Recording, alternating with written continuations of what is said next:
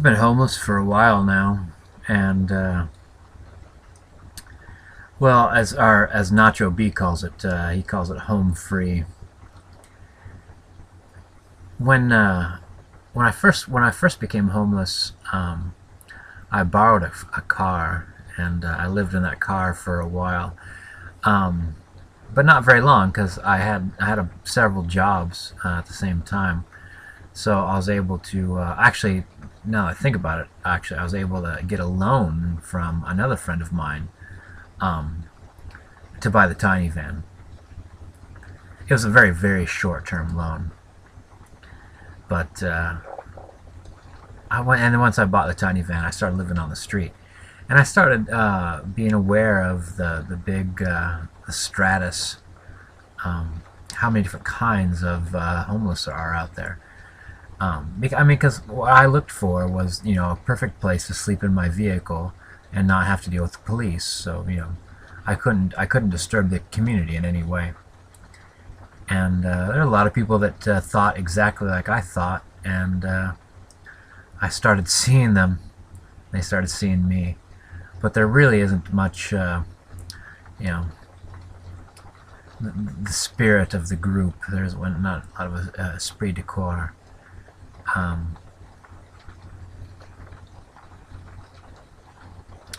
well, anyway, I went from the van to, and actually, I decided I was able to build a tiny house was when I got a really decent job, and so I built a tiny house and lived in that. And my neighbors, I have a lot of poor neighbors. Um, I have neighbors that sell drugs for a living. Um, One of my neighbors is a prostitute. Um, I have a lot of neighbors who are retired, just trying to make their retirement meet their needs. That's to varying degrees. One of my most excellent neighbors is retired, and he seems to have all that he needs, and he's very compassionate towards me. Actually, now that I think about it, a lot of my poorest neighbors used to bring me gifts a lot, mostly for the dog. They were worried that I would have trouble feeding Aquila, but um, it doesn't happen anymore. I think that I guess maybe now my neighbors have a little bit more confidence in me. Because I went from having, like, for instance, I was living in the van, and then I built a tiny house, and then now they've seen me pull up on like a nice motorbike, and they've seen me drive around the scooter, and I guess they feel that I guess I'm not on the brink. But sometimes I get frustrated with living illegally. There's I think that the fear I feel by living illegally on the street, I think, though, would be very similar to the fear I'd feel. So I could rent an apartment now, actually. I make enough money that I could have a nice place. But that doesn't necessarily mean that I could keep a nice place. Or I could even actually um, perhaps apply to a home loan. But could I pull off a 30-year loan?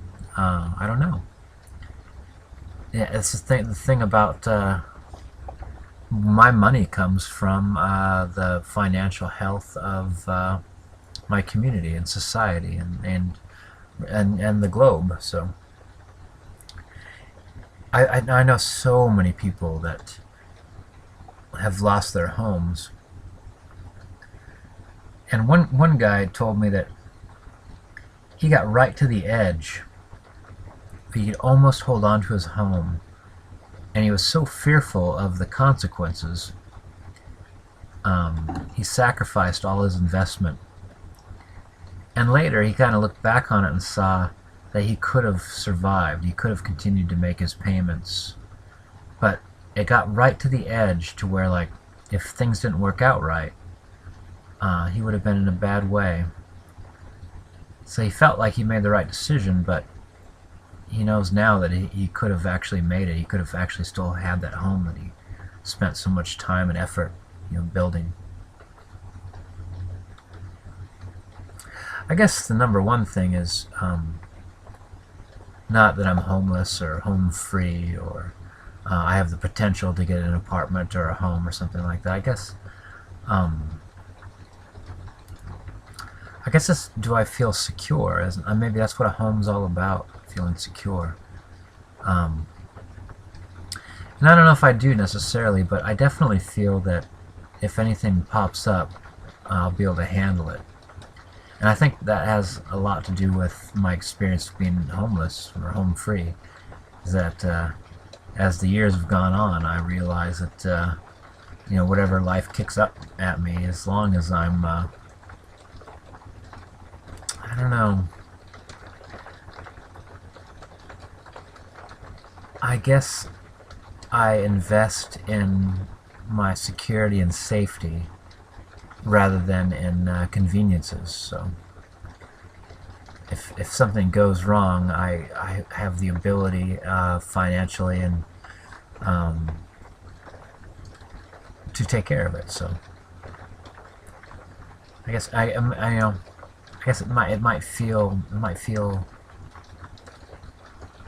like you're a failure if you live on the street, but for me it almost feels like I can't fail because part of my safety net is the fact that I live on the street. So, yeah, there you have it.